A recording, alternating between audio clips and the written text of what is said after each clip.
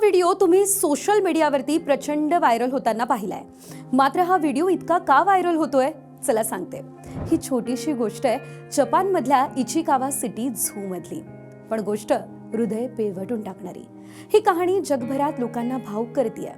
जुलै 2025 ला जन्मलेलं एक छोटंसं जपानी माकड ज्याचं नाव पंच. पण जन्मानंतर त्याच्या आईनं त्याला स्वीकारलंच नाही. आईच्या उभेशिवाय, आईच्या मिठीशिवाय तो छोटासा जीव पूर्णपणे एकटा.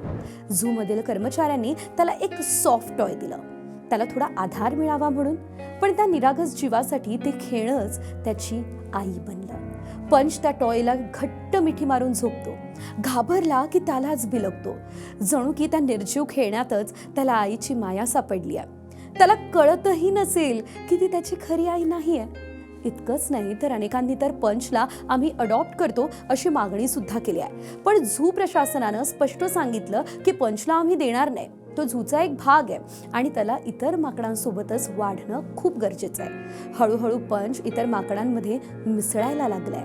काही माकडं त्याच्यासोबत खेळतात, त्याला साफसफाई सुद्धा आता करून देत आहे. त्याला नवीन कुटुंब मिळायला सुरुवात झाली आहे. कदाचित एक दिवस असा येईल जेव्हा पंचला त्या टॉयची गरजही होणार नाही, कारण त्याला खरं कुटुंब मिळालेलं असेल.